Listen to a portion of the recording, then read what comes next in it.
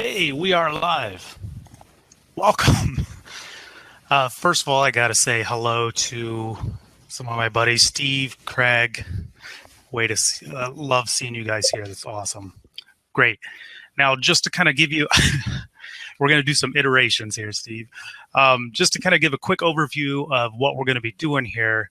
My name is Mark Suter. I teach high school game design, computer science, the fun stuff, right? And so starting right into Unity is kind of a bear sometimes. I can do it, but sometimes the kids don't all catch on right away. And so I stumbled into this Unity program, and that is what I'm going to be showing you today. And specifically, not just how to make something in Ready. I will kind of start out a game. The full version of this game, this Alien Invaders game that I'm going to be kind of starting you out in tonight, the full version of that game is going to be done like as a speed run on Wednesday at like Eastern, I think. I'm sure there'll be a link in here. So tonight is just going to be how to tie in the computer science standards. Basically, when your principal says, well, how is that going to meet the standards? Well, I'll show you how it's going to meet the standards.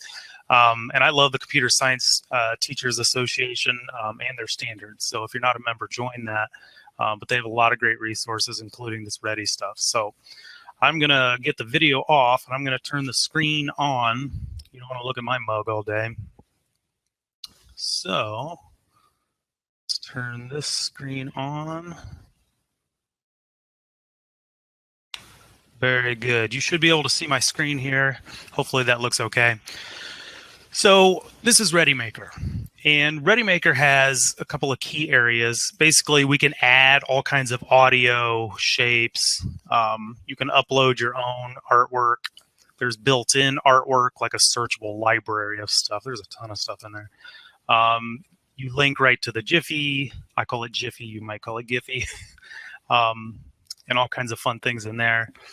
And then to get students really started in the foundations of coding, they've structured it all the same way we'd kind of speak in human language, right? So it's a very natural extension to go from these type of events. So when like a laser collides with the enemy, then, well, something should happen, right? And this is essentially an if statement. And that is actually the first, and just to jump you over into here, this is kind of what I'm going to be doing, is showing you how I would teach it, and then how this meets all of these standards. So this is a hot mess of text, I realize, but this is the Csta Standards. And you can see over on the left side, we have computing systems and all these other categories, and those are further broken down. So Ready itself, right here, explain how abstractions, hide the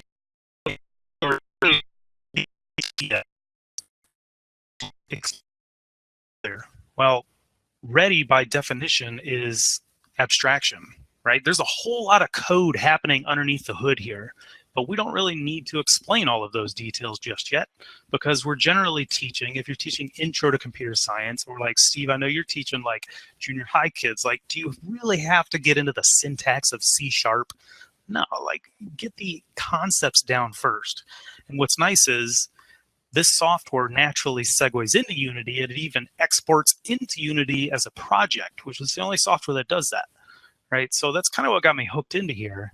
And abstraction by itself is, you can explain this to your students that, hey, if you get the hang of this and you start making some games with this software that is very simple, then you can jump right into Unity.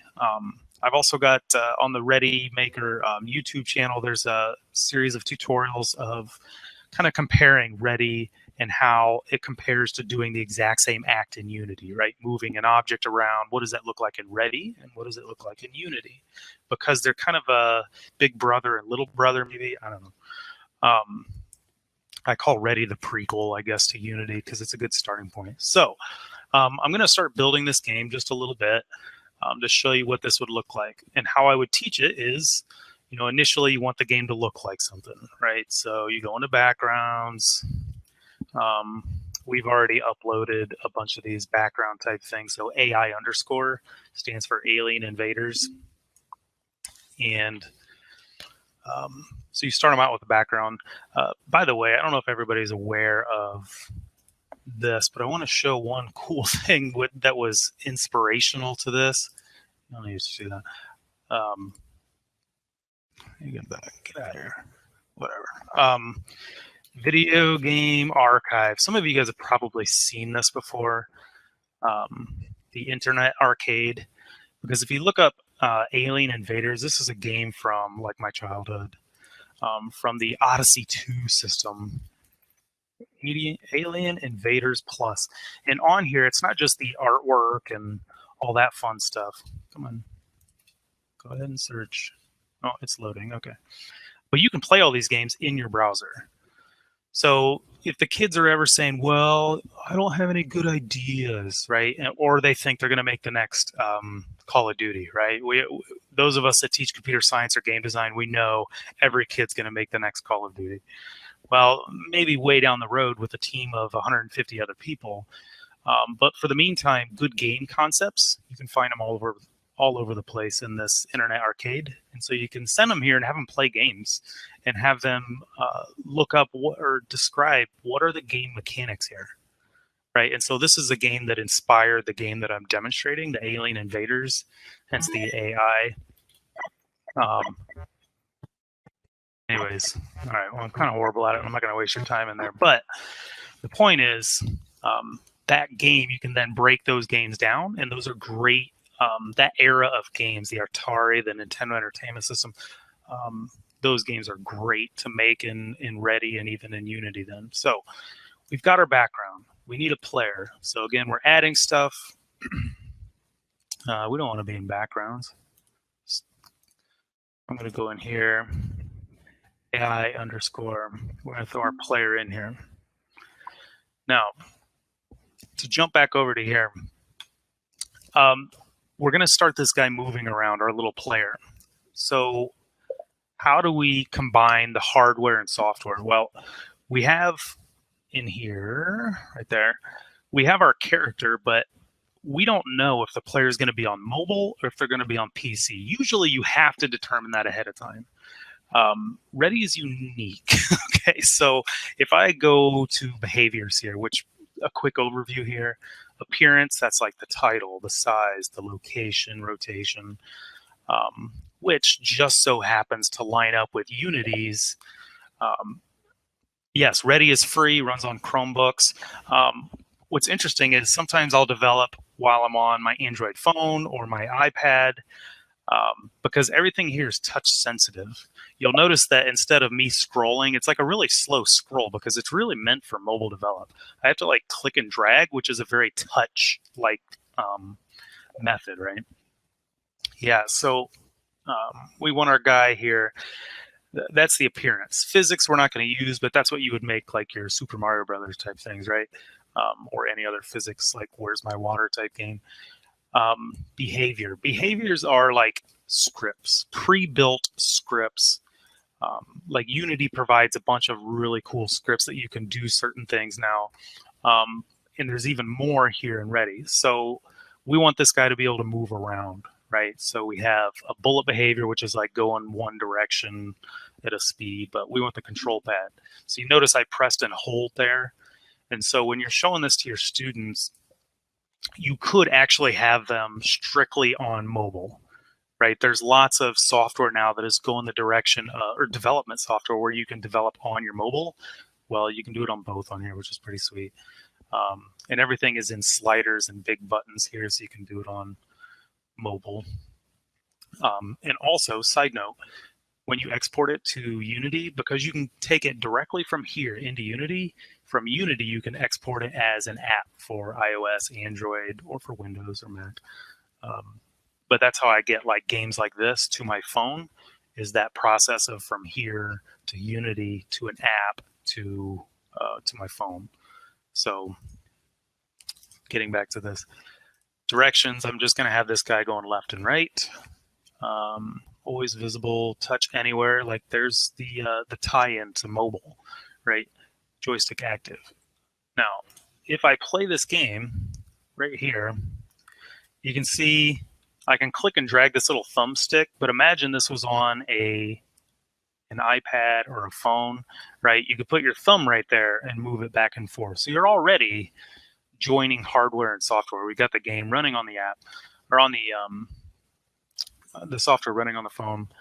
But that's a unique tie-in, I guess. And my objective when I go to show something to my principal, they don't always ask, but when they do, I like having these things in my back pocket. Jumping around too much, sorry. Well, it really jumps fast when I scroll down there. Naming the variables. To not jump ahead too far, we're going to be creating, let me throw a couple of things more in there, and then I'll jump into the variables. I can just create them now. Click on the little world there, and these are your main settings, right? Is it for PC or tablet? I usually choose phone because you can run it on PC anyways.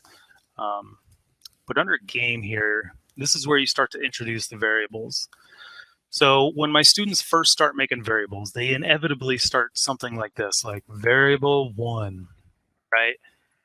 And somebody else reads that and says, well, what kind of variable is it? Well, there could be integers, there could be time, coordinates, angles, and if you get into Unity, you know there are floats, right, which has a decimal like 3.14. Or there could be Booleans like true or false, like a light switch. But this gives a little intro into not only what variables are, but then you start teaching them, okay, you really got to name these things Booleans. Yes, Steve. So in a couple of things here I want to show you. Don't let them name things like this. Okay, so no. You want to name these things semantically, right? Which is a fancy word for the thing you name it has something to do with what it is. So missile count, right? So I'm going to be limiting how fast my guy can shoot. If you noticed in the Alien Invaders, you can always have one thing active at a time. Well, I want to count how many missiles there are, and so I would name it missiles count. And even better is to use the correct casing that you would use in Unity and C#, which would be camel case. So that's one of the other standards that I'll show you in a little bit, but by having the first letter lower and then all the other words that come after that capitalized, that's called camel casing. I guess because if a camel lays down, I guess its head is low here, and then it's like humps for every word. I assume that's where that came from. I think I looked it up one time. But that's good. And then when we do events, we're going to name it with Pascal case, which is a capital letter at the start of every single one, but no spaces. And so getting them in these habits now will pay big dividends when you segue into Unity. So we hit save there. We're even going to make a fire count, and that's going to be a number. But let's say you wanted to make a Boolean. Well, we don't have true or false. We don't need it because we have, I'm just going to make one called light switch. And you could say it's a number because you could say that value is either 0 or 1. 0 meaning false, 1 meaning true, right? So you do have a Boolean in there. It's not in a type, but then you could explain what a Boolean is. I always turn the lights off on the kids, and that kind of helps them understand that part. But this, jump in here. Oh yeah, these are some of the variables that we used. Now, jumping into the, my word is Boolean. I do like the word Boolean. Designing iteratively, which is Steve Isaac's favorite word. Which, as you know, essentially when my students start building things, I say, nobody cares about the graphics. When you are in ready, design fast. You could, even if you say, well, I know how to do all the ready stuff, I'm ready to jump into Unity. Okay, fine. Then prototype it in ready before you even build it in Unity, because building something and writing all the scripts in Unity might take weeks, whereas it might take you an hour or two to make an entire fleshed out game in ready. So if you talk to the big design studios like Shell Games out in Pittsburgh, they do great stuff, right? That's who Google goes to when they have a new phone and they want somebody to develop a game for it. They go to Shell Games. Well, what do? Well, they literally use popsicle sticks and little paper cutouts, and they put them on, and they act them out. Like they look like children all in a little group, and they're pretending to be different characters. And oh, and then I shoot this little paper bullet at you, and then this happens. And that's what they do. They prototype quickly. And having that done with your students gets all of that decision making out of the way, because coding costs time and or money, depending on if you're in school or a design studio. So can't stress that enough. Do it quickly while you're here. And by the way, if you're designing in Unity, we grayscale everything, which essentially means you use like generic graphics and products. We're not spending time designing lots of, well, we're going to talk about this yet, lots of graphics in Blender and stuff. We do some, but my class is an intro to programming class, so I spend a lot more time doing the iteration. Compound conditionals. What the heck is a compound conditional? Well, let's just look at that. First, we got to get a bullet of some kind, or else this is not going to make any sense. So we go in here, artwork, and generally speaking, I do all of these things fairly slowly with students. I don't go quite, basically what I'm going to do Wednesday is going to be much faster than what I would typically do in a class, but I'm going to get this little missile here. And you may have guessed, we need this thing to act, right? Because if I hit play right now, it's kind of boring. It's not moving, right? So we can quickly prototype by adding a behavior. Add behavior, go to behaviors, and now we need the bullet behavior. Active, yep. Going up, yes, sir. Which way? Somewhere that way. Maybe, there we go. And that stuff's fine. All right, so now, cool. So now we got a missile flying up. Now let's do our first event. So I'm going to call this player shoots, and I'm actually going to be using Pascal case for this because I would consider these little functions. Sometimes they're called methods. In Unity, you would see these in the start event or function, or the update function. Start functioning running once at the start, and update running every frame. All of these are essentially in the update function. So these are going to attempt to run every frame unless you tell them. So when, what? Now this is an intro to pseudo coding, right? Sometimes my students think I say pseudo coding and I just let them go until I write it on the board and they say, oh, pseudo as in P-S-E-U-D-O, pseudo coding, right? So I say it to your partner in plain English. Well, when I click on the screen, it should shoot. Oh, okay, so when the system, it's always kind of listening for keystrokes. When the system listener hears a touch, which also means a click with the mouse, that's the same thing, do what? Well, I want the car to clone an object, the missile. And that's it. So when I click, that thing should clone that. All right, so let's check it out. There's one. Hey, there we go. I can click really fast. Click, click, click, click, click. We could have a little button here, etc., but I like being able to just basically click anywhere on the screen. So I don't have, if you get your mouse off the button, then you stop shooting. It's kind of frustrating. So several new things to bring to the student's attention. One is going to be, if I zoom out here, what students may not realize is that when you create that bullet is going off the screen, but then it keeps going and going and going and going to infinity. Problem is, if you play the game for a few minutes, it's trying to track the position of like hundreds of bullets going in all these different directions. So you have to have this conversation about conserving processor power, right? So if you're going to make a game for a phone, you don't want to make the phone be tracking these things way off into space, right? These are big time concepts to be talking about in computer science class or programming class or game design. So remember we made the variable called missiles count over here. Here's my missile count. Currently it's at 0.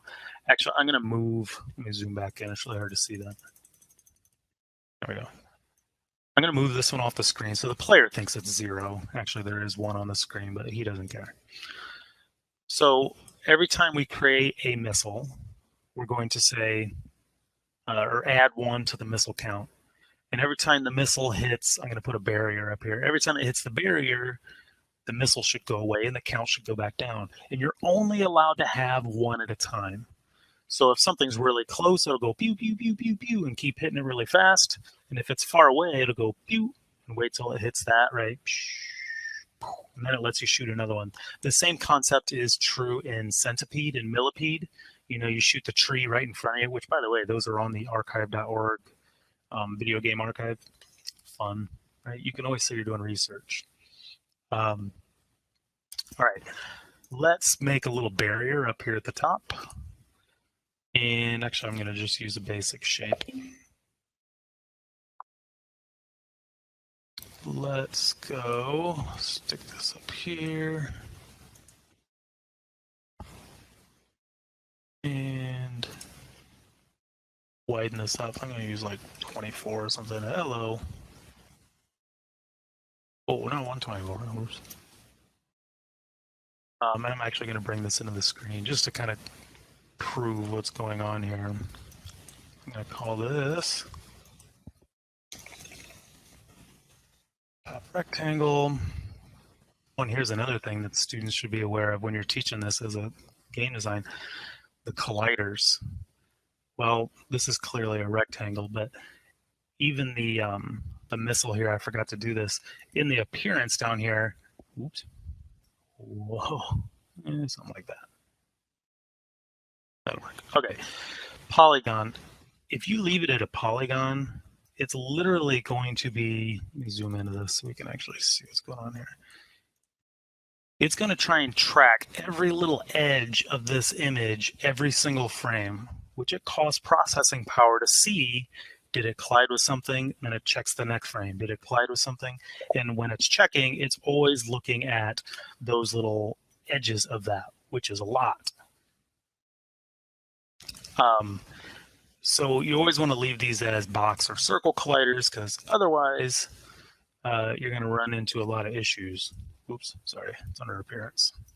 So I'm going to leave that as a circle collider. But so let's go back out a little bit here. When this collides with that, something should happen, right? I'm going to pull up. I'm hearing doot. My chat thing not pulled up. Oh, there's questions popping in there. That's what I'm seeing. Okay, I'll check those out in a little bit. When should the missile go away? Well, basically when the missile hits the top rectangle. And so we're going to add a new event, which missile hits top rect. And I'm going to add asteroid on there because I'm going to have something else for it to run into. But because we're going to have a whole bunch of these missiles, we definitely want to group these. We want to put these into a class. So down here at the bottom, I haven't gone with these yet. This is another great concept to get into. A class in Ready and in Unity, you can think of it like a group, where if you assign many things a class, they're going to share attributes. So in this case, I'm going to say, well, this is the missiles class, so that when this is cloned, all of the new ones are also going to have those same attributes, and I can affect multiple things at the same time. So the missiles are in there all in one class. I might as well add my little asteroid thing here before I forget. Underscore asteroid. Let's throw that in there. Better set his settings in there. Not solid. We don't need his event to show. This little show an event manager, if I leave that on, I'll just show you what it does. When, see it shows up here, that's what it means by show an event manager, is do you want it to show up here? Well, I'm actually not going to be showing it in here because I'm never going to program just or reference one asteroid. I'm going to reference them as a whole. So I can take that off, and that's what that means. Now the collider, again, do I really need to check for all these little nooks and crannies in here? No, not so much. You know, it's basically a box. Make it a box collider. Done. Right? Unity has these same things. You can make very complex colliders, but especially for mobile development, we don't want to do that. Cell is off. Asteroid. It's not moving. I do want to put that in the class too, because there's going to be several asteroids, all sharing attributes. So we'll put that inside of there. Okay. So now, when should the missile go away? Well, when it hits either the rectangle or the asteroid, right? All of this to show you a compound conditional. Well, that and some other things, I guess. Oh, and by the way, I'm just going to straight up show you this. Copying something, I'm going to put it in the chat here. That is my cheat sheet, okay? Tear it off here, I'll bring it in over here. So this is what I'm looking at on my little side screen. You can't see what I'm looking at, so I just kind of stall sometimes, right? This is, I just linked it into the chat. When this is on YouTube, we'll put the link in there too. But basically, the little plus sign there, that corresponds with, right, that plus sign. Then there's the stop sign. The little eye here, that corresponds with these little eyeballs here. So I kind of got out of order already, but for the asteroid, there is the class, the CL there. There's a dust explosion effect, which I haven't added yet. I'll come back to that. Actually, I better do it now. I'll just forget. All right, asteroid, you're going to get an effect. You get an effect. Hit add effect. You have to clear out your search sometime. Actually, each time if that's filled up, it's looking for that. So add effect. In this case, we're going to be using an explosion effect. Why? Because it's polish. When the missile hits it, it can go poof. Temporarily, I'm going to leave that on, but really I want the dust poof. Way too big. Shrink that down a little bit. Poof. There we go. Now, is it active when we start the game? No. Do we want it to loop over and over? No. Everything else looks pretty good, right? We got the poof. Okay, now we're ready for our program. So, I'll pull my cheat sheet off to the side just so I don't screw this up and I'm judiciously using everybody's time here, right? Okay, so when the missile, actually any of the missiles, so I don't want to program one missile, I'm going to say any of the missiles, right? All in the missiles class. If they sense they have collided with, and again, this is where I don't want to check and see which asteroid it collided with, which is why I said don't show any events. I want to see, did it collide with any of them? So in pseudocode, it sounds like when any of these missiles senses it collided with any of the asteroids, well, is that the only thing it could collide with? Now, we're not going to do the monster. There is going to be a monster later on, but is it any of the dud objects it could collide with? Well, no, it could also collide with this rectangle, right? The top rectangle. So I need to add a condition to that. It's not going to collide with the asteroid and the rectangle. It's going to be or. So this is going to be a compound conditional.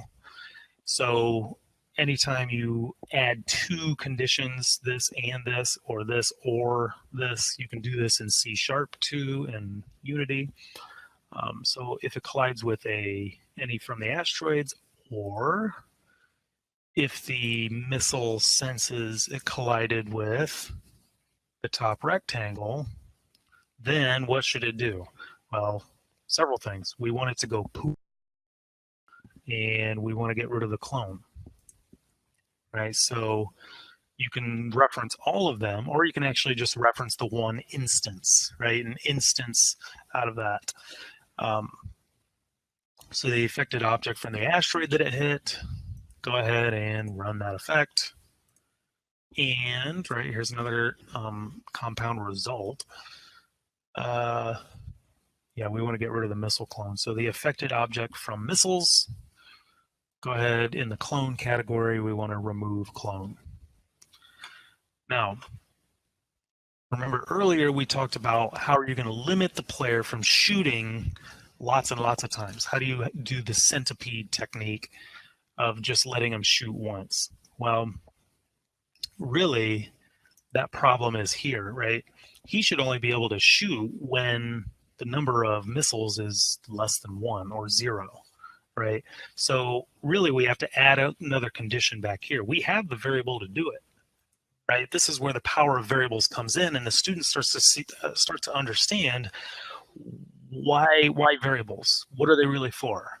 Well, I do the explanation of, well, a variable is like a box. It can hold any number of things. It could be a number. It could be a word like your name, right? Like name your player when you start out in Legend of Zelda, right? That's a variable, and it holds that variable the whole time. And this starts to give power to the variables. So we have missile count set to 0, and we should make that a condition that it has to be 0 to even create one. So when you click or touch the screen on a mobile device, and something else must be true. Another example of a compound conditional. And what else? Well, that variable missile count must be equal to, I'm going to set the number manually, of 0. So when you click, and this is also true, when both of these are true, then and only then create a missile. But you also need to say, well, this number has changed now, right? I mean, the missile count. So as soon as you do create a missile, not only do you create the missile, you also need to tell the variable that it has changed. So the variable missile count has increased, not increase, sorry, add by 1. There we go. So I created a bullet, the missile, this adds 1, which makes sense, right? And so you may need to draw a diagram sometimes on the board so the student can see this happening. Sometimes I use sticky notes and it changes values, and I have students run into each other, which is always fun. And then, so when it hits the top rectangle or the asteroid, well, what all should happen? Well, it should run that, remove the clone, and because the missiles went away, shouldn't the variable also change? Yeah, so we need to change again the variable missile count. I'm just going to set it back to 0. And that's what allow you to actually continually shoot then. So there it went away. I can't shoot nearly as fast as I could before, but here I can shoot faster like in Centipede, and it's running its little effect there. So now it's already got the look of a video game, and I just moved this bar down here so I could test it faster. Again, when you talk about iteration, talk speed. Speed, speed, speed, right? You play it, you learn what the issues are or what they aren't, and then you make adjustments, and then you play it again, right? Isn't that what an iteration is? So the faster you can do that, the better. And like when a player is going to make a boss guy or something like that, they play through the whole level before they ever get to the boss. No, just put the boss at the beginning of the level. Well, that's not where he goes. Well, yeah, but you need to test faster, right? That's all part of it. If you're going to get into computer science and software development, you can't go slowly through those things, right? Are there questions as we're going? I'm willing. I'm going to let Christina, if there are questions jumping in here that I need to answer. I'm watching the chat, I guess. Cool. This part, seeking and incorporating feedback from team members. Again, these are the Csta standards and how you can meet these things. So I looked around for these, and I've had students make various forms before, but what I found out that works really well is basically anything that Shell Games is doing. Okay, so these are questions that they have developed when they were developing I Expect You to Die, which is a great HTC Vive game. It's like an escape room, but very clever, like you're James Bond trying to escape things. And what I've done is had each student make a Google form for their game. And then when we do beta testing or alpha testing, the students rotate around computers and they play each game.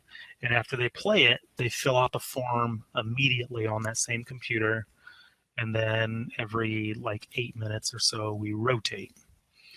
And these questions, your favorite moment, least favorite moment. In other words, instead of just saying, what did you like? What did you not like?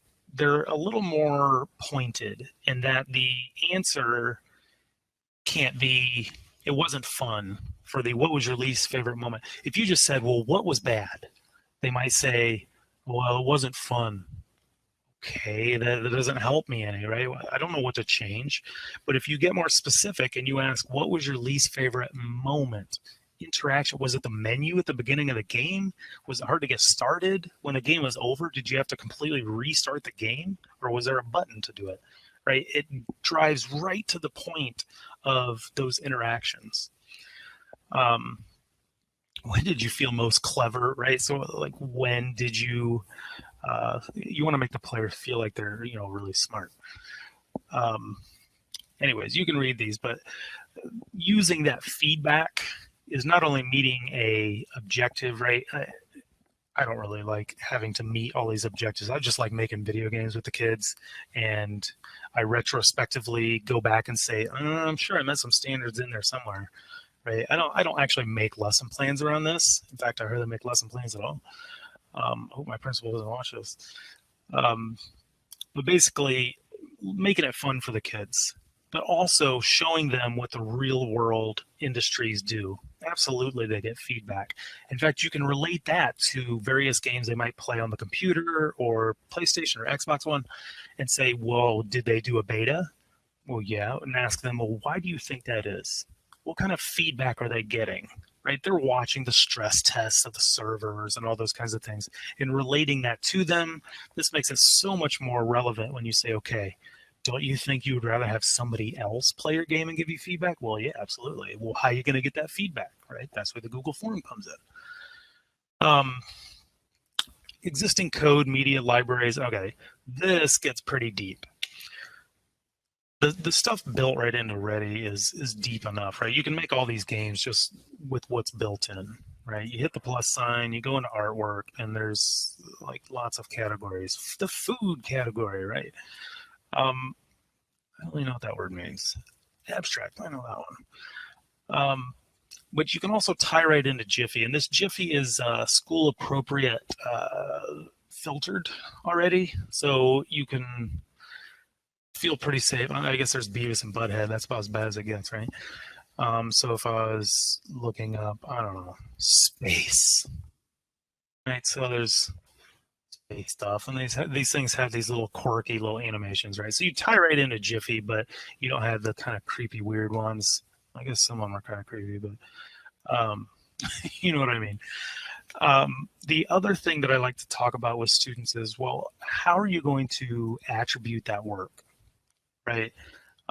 It's corporate. I don't know. It's one of these standards I highlighted in there, but how are you going to attribute that? Well, you need to know how licensing works. I'm going to pull this back over for a minute because I want to show you a website that has been a go-to for the last several years. Is the opengameart.org. Right? This has, I use it for 2D art, also backgrounds and music and stuff, but let's just take a look at 2D art. And I'm just going to look up food. I don't know. You can not only sort by license, but I'm just going to do food first. I looked at this ahead of time. Okay, so you pick one. There it is. You can download it. There's a description. But here's the key, is this license down here. Public domain CC 0. Like, what the heck does that mean? There's a big 0 there. Well, you click on it, and then there it is. You need to have this conversation with students. can they just go to Google Images and get the Under Armour logo or Nike, or go get Super Mario and use that? Actually, no. Is anybody really going to catch them? Probably not. But if you're really grooming them to be interested in the industry, they need to know about the industry, and that's the reality. Is you can't just use anything you want. And so if I'm going to treat this like the real world, they have to too. And so by showing them this, you can let them start looking for, what type of license should I be looking for? And what does royalty free mean? Royalty free does not mean free. It means each time you use it, you don't have to pay again, right? You may have to buy it the first time. Let's see if one of these, also public domain. A lot of these have attribution, at least the last ones I was looking at before we started here. No, anyways, that's important because you don't want students getting into some serious game design only to realize they have to go back and change all of their sprites out, right? So let me just, who knows if a search will even come up correctly. Anyways, so move that back out of the way. Oh, I know I was going to show you. Not only for the graphics, but also for the games themselves. Now, I can't believe I haven't saved this game yet. If I was watching a student do this, I would be yelling at them and probably go unplug their computer so that they would lose all their work. Let's call this demo. You can hit edit cover there and take like a little screenshot there so you know in your own library what it looks like. And hit the actual save button. Wait for that little disk thing to finish, and then it bubbles like that. So if I hit exit, I'm going to go into the featured area. These are a whole bunch of games that other people have made, right? And so we're talking about what? Well, we're looking for incorporating existing code, media, libraries into new original programs and give attribution. Well, we talked about it with graphics and music, right, on Open Game Art.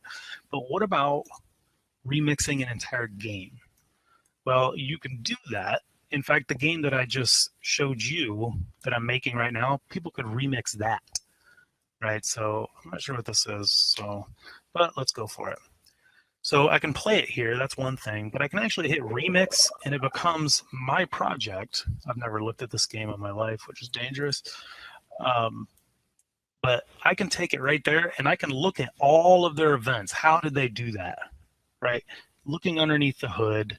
Oh, see there, didn't name their event. Disk, right? Compound conditionals, etc. Right? So you could look through these things, but how do you attribute that to them?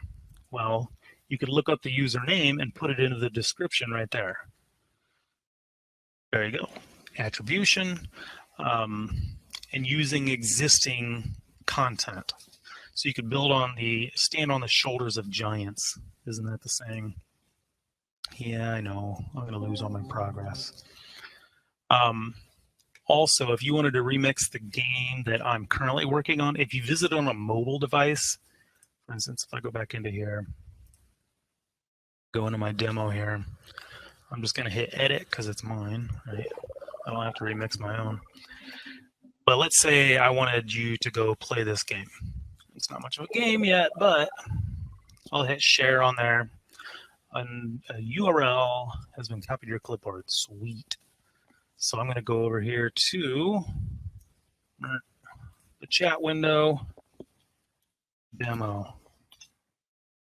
There you go. I just pasted it in there. So if you visit that from your PC, you're going to see basically what I saw. But if you want to remix it, you may have to go from like a phone, and there's a remix button. I know there's a remix button when you visit it from the phone. But that's an easy way that you could, and it's not stealing somebody else's code, because Ready is meant to be fast development, right? Build on other people's code, just attribute it to them, right? Oh man, we're already at 7:45. I'm trying to keep this under an hour. Scroll down here. How much? Oh yeah, good. Distribute tasks and maintain project timelines. So what I have my students do when I'm teaching game design is I have them keep a Google Doc or an online Word document if you're in Microsoft, and have them actually really distribute tasks. And I usually keep the groups down to 3 bothers me. I'd rather do solo all the time, but if you don't have enough computers or kids want to work together, I'll allow 2. 3 is kind of a pain, but you can do it. So the categories I typically use is somebody's got to be in charge of art and sound. And nobody's ever done. That's a rule that I think everybody should adopt, is there is no such thing as finished. And the way I get around students saying, well, how do I get points and all that kind of thing? Kids are always worried about the points, right? Well, you want students to love game design. You want them to love the process. And to do that, don't make it about the points. Tell them, look, I don't care if you finish. What I care about is that from where you started to where you ended up is a vast difference.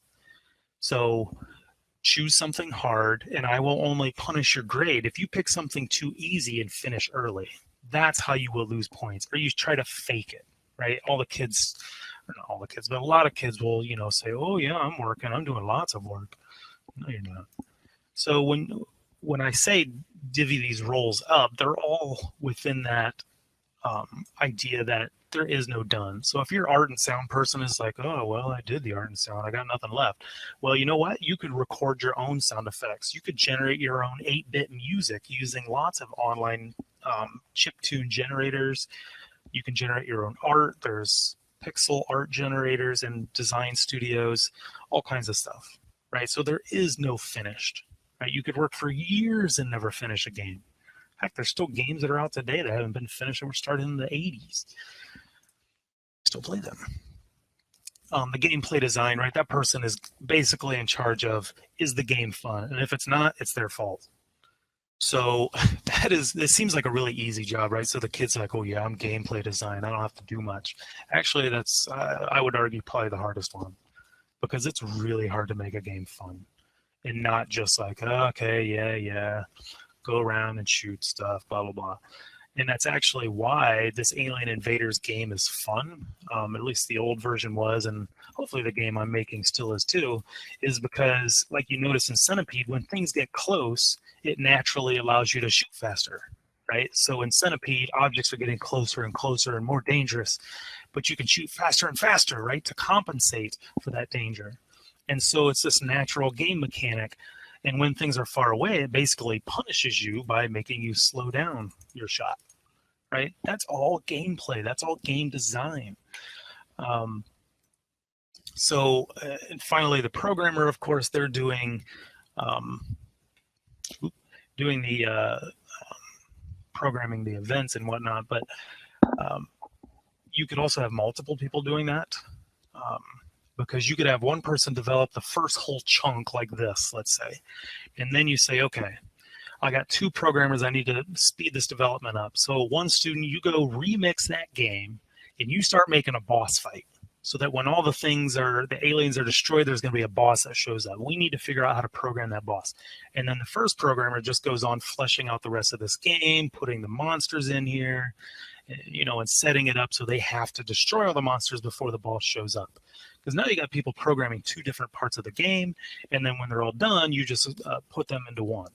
Probably into this one, you just look at the other person's and you just add in the events. Because the events are so short, it's not hard to click around and throw, right, these things, just throw them in there. They're not that long of events. I mean, it's not copy-paste, but it's so easy. It's so short. So I guess that is, in summary, that is how I teach my game design. Is I establish the fundamental concepts. I don't show them this kind of stuff. They're bored by that. They don't care. I don't ever show them that kind of stuff. I'm just showing you guys because you guys are teachers, and that's probably what would be most relevant to you. But by building the foundation and making it fast-paced and fun, and never about the points. If some kid says, well, how do I get my points? I say, you get your points by busting your rear end every day and making a game that other people enjoy. Well, basically, I don't like doing the whole point. I actually hate giving grades altogether. Just make it fun. Because once you make it fun, you start learning the code basics and you throw in the things like, okay, let's name these with a special thing called Pascal case. Make sure your things are that, right? You throw in some requirements. If you give no requirements and you make it completely open, that's actually the kiss of death. When it comes to game design, restrictions breeds creativity. You do not want to give them, say, hey, make whatever kind of game you want. That is much more difficult and much less fun than giving them some sort of restriction. In fact, if you wanted to meet even more computer science standards, you could actually, there's one of these in here that talks about, I'm not even going to look for it, but it talks about doing a simulation of a real world event, basically. And I've done this before where you basically have a wildlife event. Let's say we have like the cheetahs over here and we have the gazelles over here. And you could repeat this spawning thing and say this thing is going to be spawning cheetahs every so often and they're moving around. But when a cheetah collides with a gazelle, then the gazelle goes away, right? And you could simulate this thing much faster than real time. You just speed everything up and give them high speeds, and you can actually meet more standards that way. But it's also kind of cool because you can go cross-curricular with science. Just meet more standards, right? But keep the principals happy. But I want to open it up to questions before I go over the time limit too far. Yes. Okay, yeah, those, I think you answered those. Good. Are there any other questions? I mean, I can keep building this out if people want to see that. I'm going to do the entire game build from start to finish on Wednesday. Actually, I'll show you the next couple steps here, just to kind of show you what I would do with it. Get my stuff out of here. There we go. Next thing in here, you would throw your enemy in here. It's kind of clever how we get this enemy to move around. And the more things you get in here, this game was, I made this game specifically to try and incorporate lots of different types of events and behaviors and effects and whatnot. By the way, before you start duplicating these things, you don't want to do this because you're going to have to make a bunch of changes to a bunch of things. Even when you put them in the same class, they take on some attributes, but not all. So don't clone until the very, very end is a good rule of thumb to run by. But real quick, like we don't want that. We don't need to show it there. And of course, we don't want polygon colliders. Why? Because it's CPU cost, right? It's very expensive to calculate all the curves of the eyeballs here every single frame. If you're running at like 60 frames a second, that's a lot of calculations for your phone to run. So we turn that into an easy circle collider or something like that, right? Now, interestingly, this guy is actually going to have a bullet behavior because he's just going to bounce. He's going to go one direction to start with, and then we're going to use code to actually bounce him back. So I don't know, he's like 1 or 2, something like that. And I'm going to start him going to the right. Very good. And in order for him to shoot, instead of him being at a regular interval, you don't ever want to have the enemy running at regular intervals. I mean, you could, but when you do, it makes it really easy to avoid everything. Hi, Draven. So in order to randomize that a little bit, there's another behavior called a random number, basically a dice roller. This is like the random number generator. And again, we're using semantic names. So we definitely want to do enemy dice roller. And what type of casing is that? Camel case, right? First letter is lower, and then the uppers are all, or the next words are all upper. And how do you know which one to use when? Well, if it's a variable, use camel case. If it is an event or function, then use Pascal case, which would make an upper for each first of each word. And this is basically how many sides of the dice are there. So if I went 0 to 3, that'd be like a 4-sided die. There you go. That's going to allow us to have that guy roll on a dice every frame. And then when he gets his winning number, he'll create a bullet, which is kind of a nice way of spreading out the shots without making them predictable. So we're going to jump into, oh wait, I forgot about his effect. Of course, alien has to have an effect. I'm pretty sure I use a smoke effect on here. Because he basically goes, did I miss it? Oh wait, that's not it. Right here. Right there. It's its own effect. There we go. Whoosh. I'm going to make it point down. Whoosh. And you can adjust where its starting point is. There we go. And finally, of course, we need to throw this into a class, right? Because they're going to be working as groups. We're going to be able to control them all at once. And then the event looks something like this. We want to do the movement. Monster move cycle. Again, I'm using the Pascal case, which transfer directly into Unity when they start getting into C#. Which, reminder, if you go to the ReadyMaker playlist, we have some in there already of how to start transitioning right into Unity. You actually make one project in ReadyMaker, and then you do the exact same project in Unity to see how they compare. That's what I use with my students to get them into Unity to start with. So when should these guys change direction? Because right now, if you just play the game, this is what you're looking at. Whee! Actually, I don't want that effect to be on at the beginning. So when should he change directions? Well, like when the system says every second. So system runtime, repeat every, set to 1. And then what do we want it to do? Well, do you want one monster to change direction? No. We want anything, all of them basically in the alien class, their bullet movement. There's lots of cool things in here. We just want it to mirror velocity. And so that little trick just makes them do this. So once we have all these things set up, then we can just make a bunch of copies of him, and you got the start of a nice little Alien Invaders game. I hear Dedupe sounds again.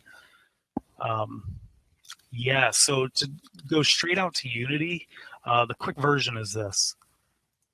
You hit the little gear and hit export to Unity.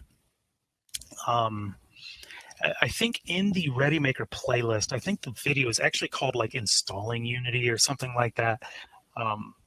But in that one, after the installation, I show how to not only export it on this side, but then actually import it on this side in Unity. And it'll be a packaged file, so it's not going to be all clean stuff and objects like this. It's basically going to be a whole jumble of things that you can then export, okay? Which is why I show this game from start to finish in the ReadyMaker playlist. So,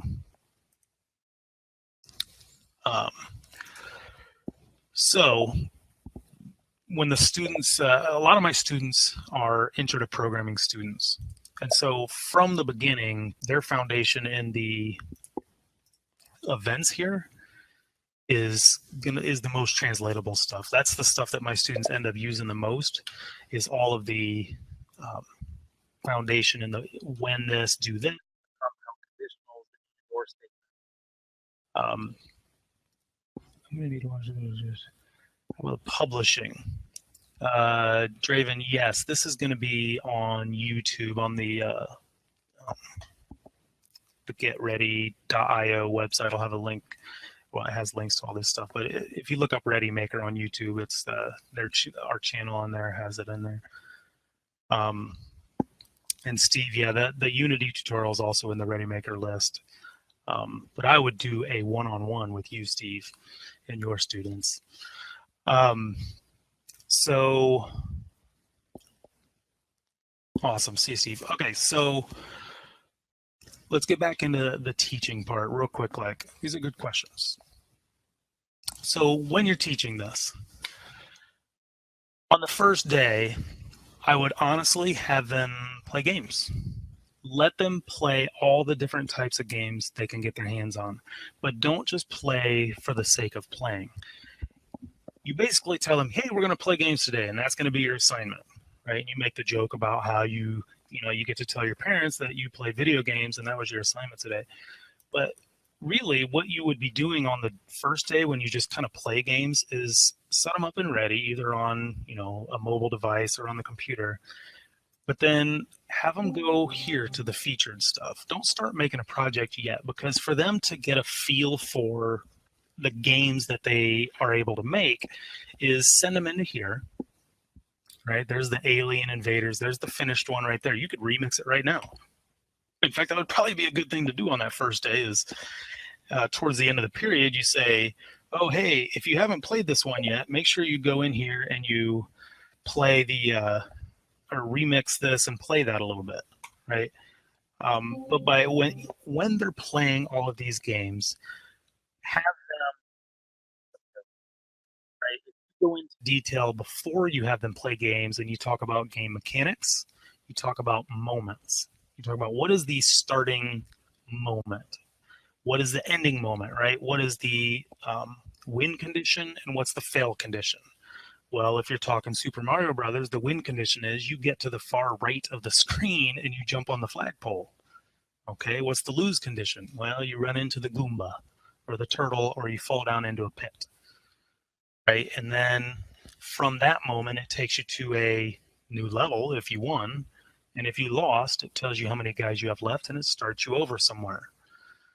And in each one of these, they will be able to break that down, because these games are simple enough that you can describe these win moments, lose moments, the opening game interface, or it may just start right into the game. But I think even that is awkward, because every time you started up, even since the Atari days, when you started a game up, there was some sort of menu, right? Pick one player or two player, or press A to start. Those kinds of things, right? Creating those menus is important. And if they start to document that, you can point out the patterns to them. And they'll start to see how common, professionally made games are going to have those types of defined moments. So you're not just wandering aimlessly throughout the game. But after you do a game of play or a day of play like that, go back to my demo then, that's when you jump them into the actual building of the first game. Keep it slow. In the first few days, you're going to be doing kind of all the things that I showed you here. I wouldn't go into a lot of terminology at the beginning. I kind of build that in as I'm going. So instead of talking about all the different variable types right here, when you're talking about variables, no. You just say, well, there are lots of variable types. Maybe point out two and say, well, it could be a string, which would be a word like your name, or it could be a number, or just pick two of these. So it could be time, right, with hours, which goes up to 60 seconds makes a minute, etc., which is why it's different than number. So just talk about those two. Keep it simple, but then they get the idea of what a variable is.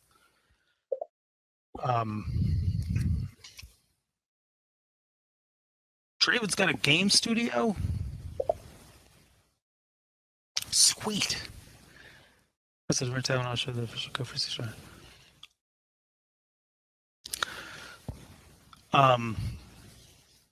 So that's my approach, and this works really well for middle school and junior high students. But even for high school students, if you go look at college courses like Harvard and MIT, look at how they teach their intro to programming. They start out with very simple visual programming. And because this segues right into Unity, and my game design class and programming class use Unity, this is my visual programming software of choice, because I can get from this into the next one, right? Instead of starting in something like Scratch where, okay, you have one interface and you're using one set of terminology, and then you go into Unity, it's a whole different set.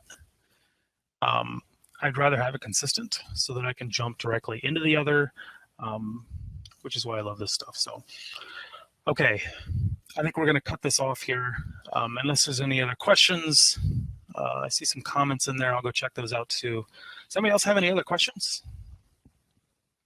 Come back on here for a quick video. Hey, there I am. thank you for showing up. Hopefully this was of some use to you. In the forums on the getready.io, my username is Garlic Suitor. You can contact me through there, or you can message the Ready team and I'll respond from there through them. So thank you again for showing up. Hopefully this helps you. I think I linked to the cheat sheet, also that highlighted computer science set of standards along with some comments in there. So when the principal says, are you guys just playing video games? Are you guys really doing anything? You can show him or her that and say, okay, we're just playing video games. But sometimes we meet standards. I wouldn't do that. That's not a good idea. All right. Thanks for coming. And we'll see you in the netherworld.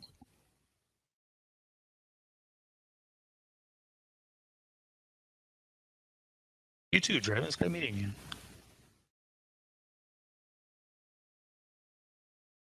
I like the email for Get Ready is hey@getready.io. Oh, that's great, Draven. Yeah, let's. Are you a student, Draven?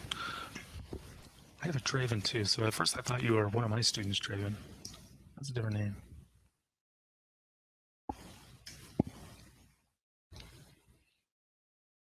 Oh, also, yeah, there's an hour of code thing coming up. If anybody's still in here, which is going to make basically like a little Flappy Bird thing, but that's actually in conjunction with Unity. I don't know if everybody here realizes that basically Ready and Unity are getting closer. We'll say that. If you look on the Unity Learn page, tutorial section, there is, whoops, I'm in the wrong place. I don't know you can't see this right now because I'm not ready for you to see it. Awesome. Draven, yeah, let's collaborate on something, or I could have my students collaborate with you. So on the Unity website, if you go into the Learn section there, we're looking for tutorials. They have some awesome tutorials in here.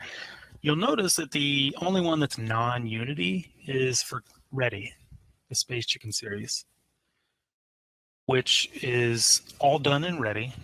But again, it's building that foundation, the terminologies, and building a game start to finish without having to learn the Unity interface, but still getting them into programming basics, right?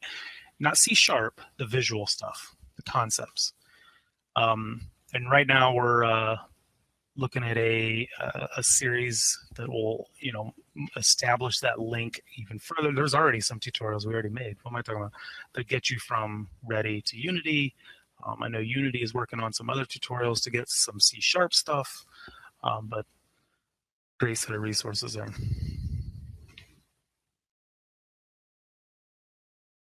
All right. Any other questions?